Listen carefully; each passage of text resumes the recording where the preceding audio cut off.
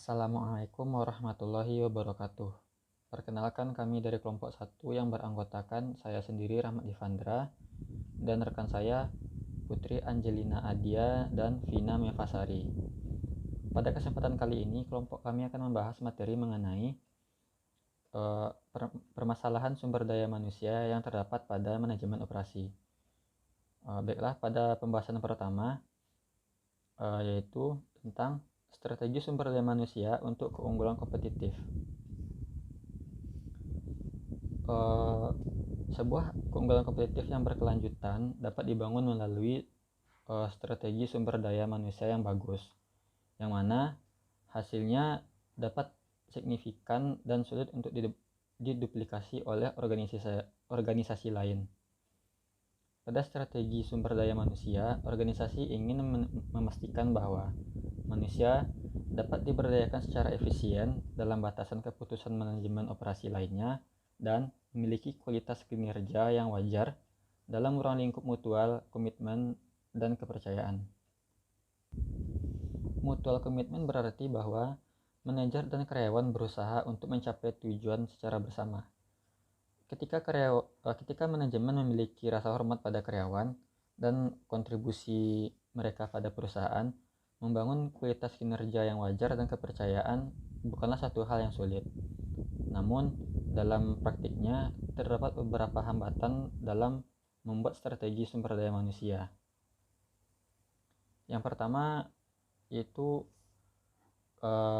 adanya bauran produk yang dapat menentukan stabilitas dan musim kinerja karyawan. Yang kedua, teknologi, peralatan, dan proses dapat mempengaruhi keamanan dan kenyamanan pekerjaan karyawan. Yang ketiga, keputusan lokasi mungkin berdampak pada lingkungan sekitar di mana karyawan bekerja.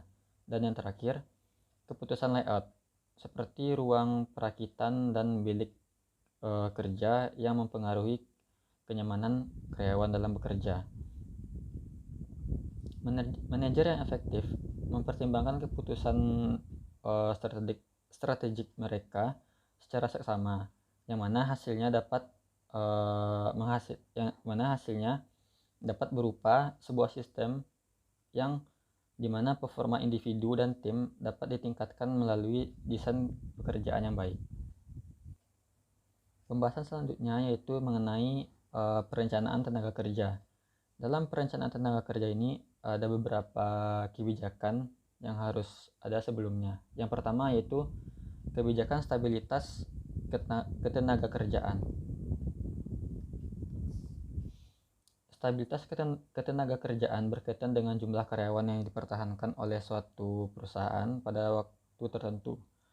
Perusahaan harus menentukan kebijakan mengenai stabilitas ketenaga kerjaan. Terdapat dua kebijakan yang sangat mendasar dalam menghadapi permasalahan ini. Yang pertama yaitu mengikuti permintaan yang tepat. Artinya hal ini membuat biaya tenaga kerja langsung terikat pada produksi, namun menimbulkan biaya lainnya.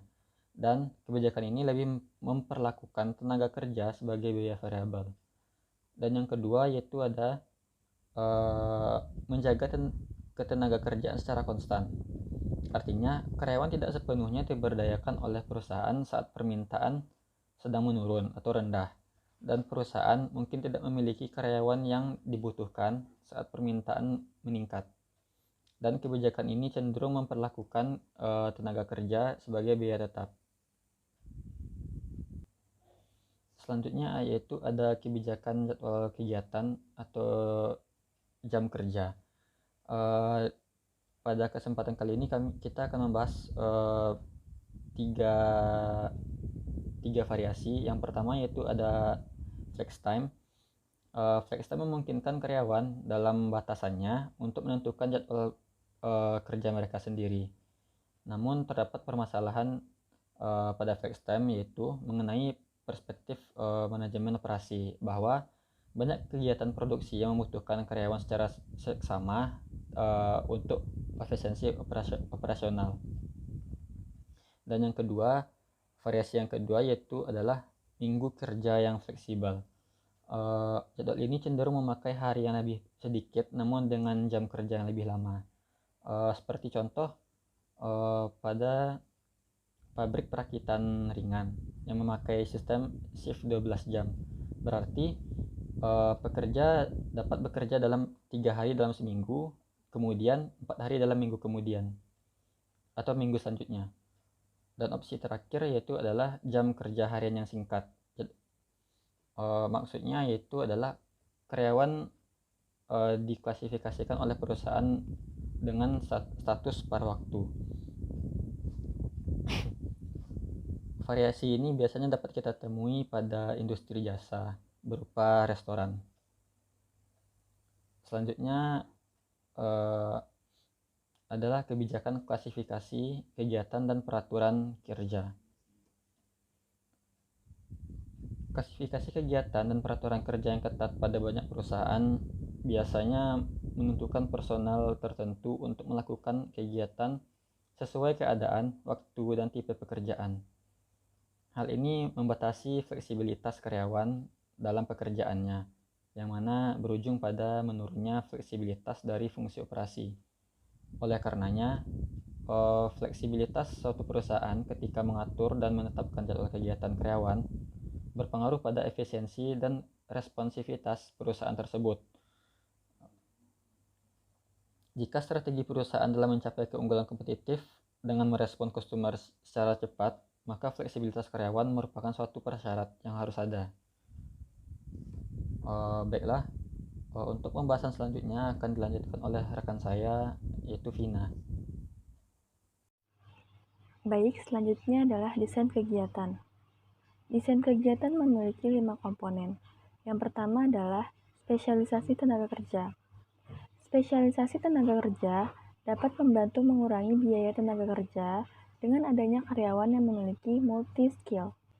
Hal ini dapat tercapai dengan cara, pertama, pengembangan skill dan pembelajaran cepat oleh karyawan hasil dari pengulangan. Kedua, sedikit waktu yang terbuang karena karyawan tidak melakukan pertukaran kegiatan. Dan terakhir, pengembangan dari alat khusus dan pengurangan investasi karena setiap karyawan hanya memerlukan beberapa peralatan untuk melakukan pekerjaannya. Yang kedua ada perluasan pekerjaan. Perusahaan melakukan modifikasi pekerjaan dengan berbagai pendekatan. 1. Perluasan atau pengembangan pekerjaan. Karyawan diperbolehkan untuk pindah dari satu pekerjaan ke yang lainnya. Kedua, peningkatan pekerjaan. Dalam hal ini, perencanaan dan kontrol ditambah dalam pekerjaan. Selanjutnya, komponen psikologis desain pekerjaan. Komponen ini berfokus pada bagaimana merancang kegiatan yang memenuhi beberapa persyaratan psikologis minimum. Peneliti Hawthorne menemukan bahwa sistem sosial yang dinamis dan peran yang dimainkan oleh karyawan lebih penting daripada identitas pencahayaan. Dan juga bahwa perbedaan individu mungkin dominan terhadap apa yang diharapkan oleh seorang karyawan dari pekerjaannya dan pendapat tentang kontribusi mereka pada pekerjaan itu seharusnya. Peneliti Hackman dan Oldham, peneliti ini menghasilkan 5 karakteristik desain pekerjaan yang diinginkan. Pertama, variasi skill. Kedua, identifikasi pekerjaan. Ketiga, signifikasi pekerjaan. Keempat, otonomi, kebebasan, independensi, dan kebijaksanaan. Dan terakhir, imbal hasil memberikan informasi yang jelas dan tepat waktu tentang kinerja. Komponen keempat ada self-directed team. Tim adalah sekelompok individu yang secara bersama-sama diberdayakan untuk mencapai tujuan bersama. Tim ini efektif terutama karena mereka dapat dengan mudah memberdayakan karyawan, memastikan karakteristik pekerjaan ini, dan memenuhi banyak kebutuhan psikologis individu dari anggota tim. Selain itu, ketergantungan yang meningkat pada kontribusi karyawan dapat meningkatkan tanggung jawab yang diterima oleh karyawan. Komponen terakhir adalah sistem motivasi dan insentif. Selain faktor psikologis, terdapat faktor moneter yang berkontribusi terhadap kepuasan dan motivasi kerja. Imbalan moneter dapat berupa dalam bentuk tunai, kepemilikan saham, atau opsi saham. Insentif produksi seringkali mengharuskan karyawan atau kru untuk memproduksi pada atau di atas standar yang telah ditentukan sebelumnya. Standar dapat didasarkan pada waktu standar per tugas atau jumlah bagian yang dibuat. Kedua sistem ini biasanya menjamin karyawan setidaknya dengan tarif dasar. Insentif dapat berupa uang, penghargaan, pengakuan, dan jenis preferensi lainnya seperti jadwal kerja yang disukai. Selanjutnya, ergonomi dan lingkungan kerja. Pada bagian ini dibagi menjadi 4 sub. Yang pertama, ergonomi. Ergonomi adalah studi tentang hubungan yang baik antara manusia, lingkungan, dan mesin. Memahami masalah ergonomis membantu meningkatkan kinerja manusia. Selanjutnya, lingkungan kerja.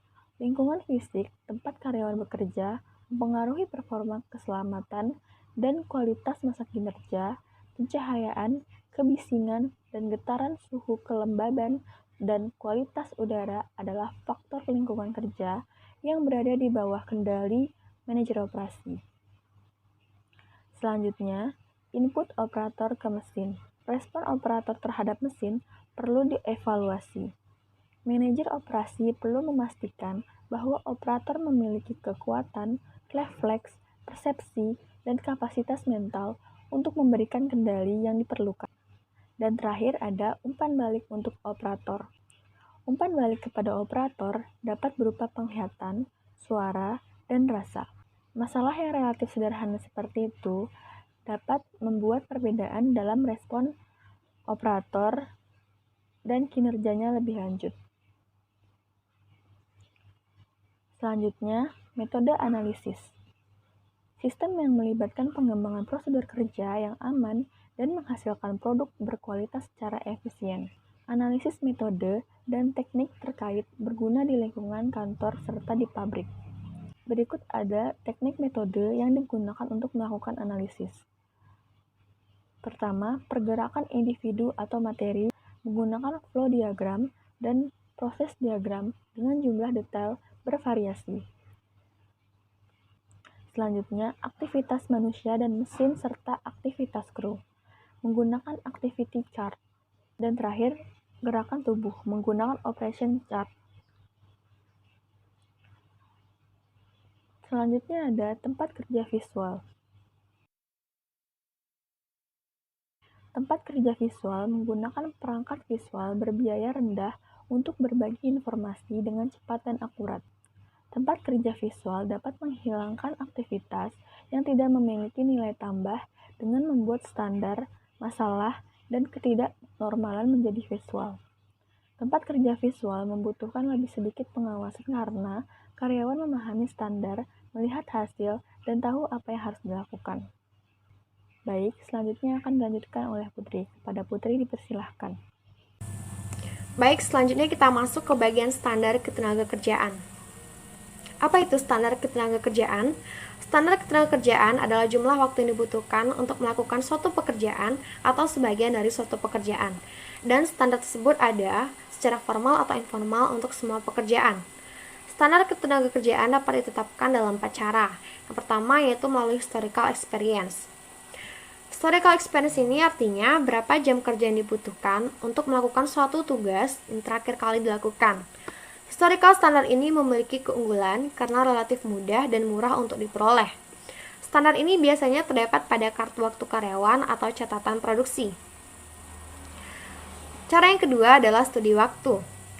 Pada studi waktu ini kita mengambil sampel kinerja pekerja yang selanjutnya kita gunakan sebagai dasar untuk menentukan waktu standar. Terdapat langkah-langkah dalam menetapkan standar waktu ini. Yang pertama, kita menentukan tugas yang akan dipelajari. Kemudian, membagi tugas tersebut menjadi elemen-elemen yang tepat. Kemudian, menentukan berapa kali mengukur tugas.